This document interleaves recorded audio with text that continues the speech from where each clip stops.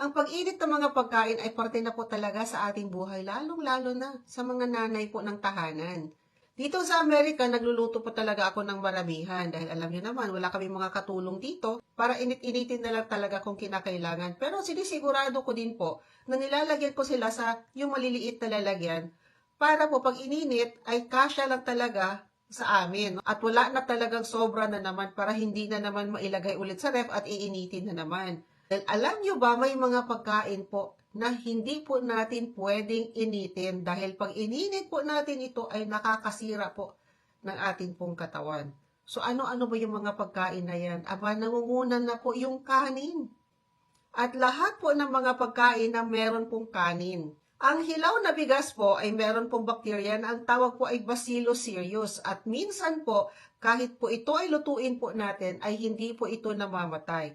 At pag hindi po natin kaagad nilagay sa ref yung ating po mga kanin, pag niluto na po natin ito, ay pwede ito mag-multiply ulit doon po sa ating pong kanin. At pwede po mag-cause ng pagkalason po pag kinain po natin ito. Para maiwasan po natin ito, dapat po natin ilagay yung ating kanin sa refrigerator pagkatapos lang po ng 2 oras na niluto natin ito. At huwag po natin itong itago na mahigit 24 oras. At pag ininit po natin ito, siguraduhin po talaga na ininit mo ng mabuti.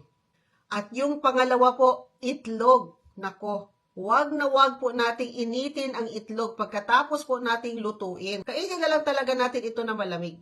Dahil po pag ininit po natin ito ay masisira po yung protina, ma-oxidize po ito at pag nangyari po yan ay pwede po ito magdulot ng cancer. At yung pangatlo, yung mga kabuti po, yung mga mushrooms. Huwag po natin itong iwanan sa labas ng matagal dahil po magkukos din po ito na masira po yung atin pong tiyan. At magkaroon po tayo ng mga issue sa pagtunaw. At huwag po din natin itong iinitin dahil po pwedeng masira ang sustansya at protina po ng kabute. At pag na-oxidize din ito, protina na ito ay pwede din po magdulot ng cancer.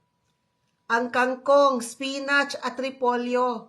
Aba, bawal din po initin ang mga yan kasi ang mga yan po ay meron pong nitrates.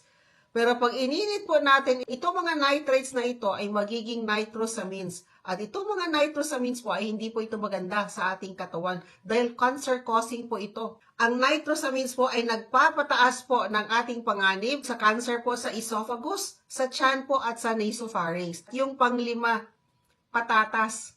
Pag ito na po ay niluto na po natin, lumamig at pagkatapos ininit po natin, mas mahirapan na po tayong tunawin ito. At pag iniwan po natin ito sa labas, ay posible pong tubuan ito ng mikrobyo na ang pangalan po ay Clostridium botulinum. At alam nyo ba, itong pong bakterya na ito ay pwede po natin ikamatay. Dahil magkukos po ito ng pagkaparalisa ng ating pong katawan, hindi po tayo makalunok at hindi din po tayo makahinga. At yung pang-anim po, isda. Pwede naman po natin ito initin. Pero kailangan po na i-ref po natin ito pag hindi po natin nakain kaagad at initin po natin within 24 hours. At alam nyo ba, meron po mga isda na nagre-release po ng mga histamines. Kaya po, pag ito po ay matagal po natin kinain at nasira na po ito, ay posible po ito mag-cause ng pangangati, pamamaga, pagpapantal-pantal ng ating pong balat, pagsusuka, pagduduwal at pagpapababa po ng ating pong presyon. At yung mga isda na ito kadalasan po ay mga tuna, mackerel at yung bonito. Huwag po natin i-reuse yung ating oils. Yung paulit-ulit po natin na iniinit po yung ating oils, ay posible po yan na mag-release po ng acrylamides na nagdudulot po ng cancer po sa hayop at may potensyal po na magdulot din po ng cancer sa tao. Ang pagkain ng sanggol, gatas man ng formula o gatas po ng ina, ay dapat po initin ng 1 beses lang. Pagkatapos natin po itong timplahin, ilagay po kaagad natin sa ref.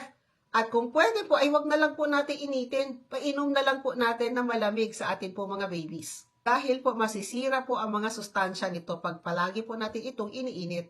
Maraming salamat po sa panonood. Please follow Doc Chani.